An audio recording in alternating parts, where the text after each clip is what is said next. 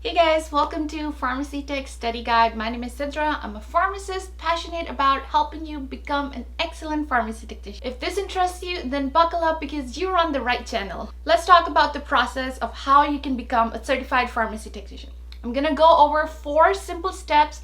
That's prepare, apply, take exam, and get certified.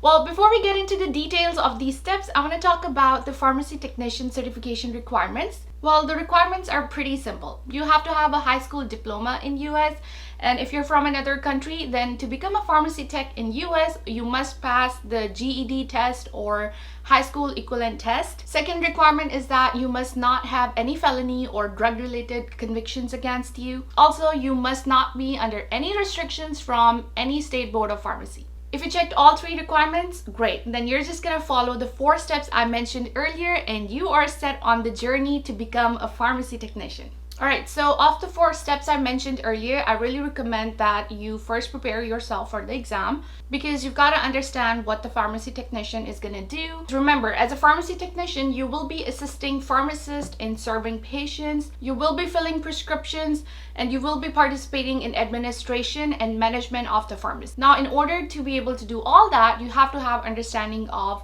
pharmacology, physiology, anatomy, pharmacy laws and ethics, medical terms, pharmaceutical calculations, healthcare systems, just to name a few. But I don't want you to be overwhelmed here because I will be covering all of these topics in detail and easy to understand videos on my channel. So make sure that you hit the subscribe button and turn on that notification so you don't miss any important lessons on my channel. Alright, moving on. So as a part of pharmacy tech certification prep, you'll likely be required to complete externship in a pharmacy in which you basically get training and understanding of pharmacy workflow. You will be working certain number of hours under the supervision of a pharmacist.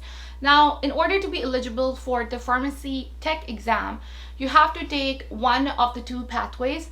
The first one is either you take a PTCB recognized education or training program and take the test within 60 days of completing that training program.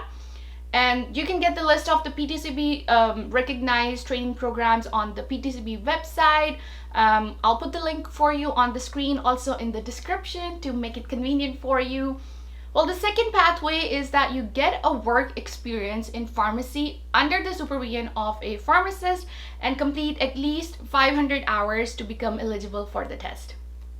Now, once you meet the eligibility requirements, you have understanding of the topics that you need to prepare for the exam. Then at that point, I recommend that you apply for the test, and you can apply for the test online at the PTCB website. You're first gonna simply register onto the website, and in order to do so, you basically click login and then click get started button, and here you just enter your email address and create an account. The whole process is pretty much self-explanatory. You just fill in the required fields. You're basically gonna create a profile. You can see on the screen you will need to enter your name, last 4 digits of your social security number, your date of birth, phone number, mailing address. And when you go further down on the next page, here you can see on step 5, you will be entering additional information like your demographics, also whether you're enrolled in a PTCB recognized education program or are you currently employed as a technician. Then finally, you just agree to their terms and conditions, review your profile,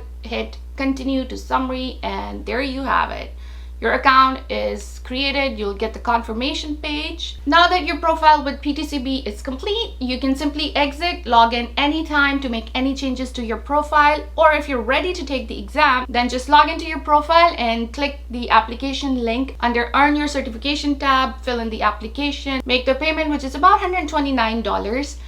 PTCB at this point will review your application, which may take a couple of days, and once that's done, PTCB will send you an email which includes your authorization to schedule exam. Once you've received the email, you simply follow the instructions on it and schedule your exam. You can schedule your test through your PTCB account or call Pearson. I'll put their phone number on the screen. The test is administered year-round at more than 1,400 Pearson centers nationwide, so you shouldn't have any problem scheduling the exam. Now let's talk about what to expect on the PTCB exam. So the test is computer-based, 2 hours long, and consists of 90 multiple choice questions, of which 80 are scored and 10 are unscored. And of course, you won't know which ones count and which ones don't, as they're kind of spread randomly throughout the test. Now, you do get a scratch paper and a basic calculator on the testing side, so you don't have to worry about that. Of the 2 hours testing time, 10 minutes is like basically intro, 5 minutes in the beginning, and kind of 5 minutes in the end for a survey. And you get 1 hour, 50 minutes to take the whole test, which means you spend almost 22 seconds answering each question. So to be on top of the game, you must have a good grip over your testing material. I highly recommend you look at the PTCB blueprint for the content online. You can go onto the PTCB website. I'll put the link of the blueprint for you on the screen. I have a separate video on what to expect on your PTCB exam. I'm not going to go into details in this video because that would be kind of off topic. But precisely speaking, your PTCB exam covers 40% medications, 12.5% would be law-related questions. Patient safety is another big one. You'll have almost 26.25% questions related to that topic, and prescription entry will be about 21%. Now, in order to pass the exam, you must have a passing scale of 1400. A lot of people think that you have to have 80 questions right out of the 90. That's not true, because 80 questions, of course, are scored and 10 are not scored. The test evaluators basically use a different, it's called like modified Engolf method to give you the passing scores. Without getting into much details, I can tell you that the way this method works is that they basically evaluate the individual test questions and estimate the number of test takers that would be able to answer that question correctly. This basically evaluates how hard or easy the question is for average individuals to answer it correctly. Now, based on that, all the questions are weighed differently. So in short, there is no one set number of questions that you must answer right in order to pass the exam. I would say all you need to do is focus on the preparation of your exam in the best possible way. Like, make the top 200 medications your topmost priorities. Do not leave the math preparation for the end. You need to practice math every single day. Well, I can tell you this from practical point of view that math error is not acceptable in pharmacy, because even if you're off by 1 decimal point, sometimes that could be life-threatening for the patient. So do take it very seriously, but do not be intimidated by it, because it's not that hard at all.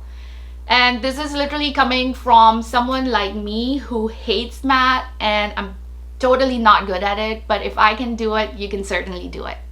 Alright, moving on. Once you finish your test, you'll find out your scores right away on the computer screen. The official scores, however, come 2 to 3 weeks later.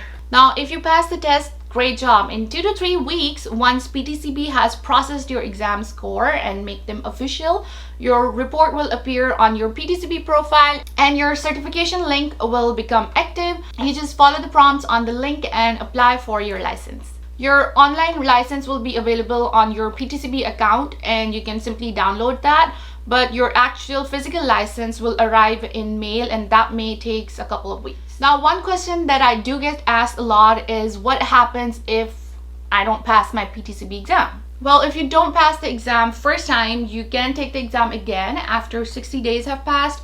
After that second attempt, you must wait 6 months before taking the exam again, and after 4 attempts, you must provide evidence of being prepared for the exam before taking it again. But we don't want to get to that last stage. Before scheduling the exam date, I really recommend that you not only go through the whole study material, but also take the pre-test practice exam. That will kind of give you an idea of what to expect on the actual exam. Just remember, when you're taking exam and if you don't know the answer to question, just think of patient safety, rule out any options that you think aren't safe for the patient, and then make an educated guess. I'm sure you'll do good. Well, I hope now you understand the basic steps on how to become a certified pharmacy technician. Come along with me to the next video in which I will be discussing the content and topics that you need to study before taking the PTCB exam. If you found value in this video, give it a thumbs up and drop your questions or video recommendations in the comments, and I'll try my best to answer all of your questions. And hey, don't forget to subscribe and hit the notification button so you don't miss any of the Pharmacy Tech study guide videos. I'll see you guys next time. Until then, take care. Bye.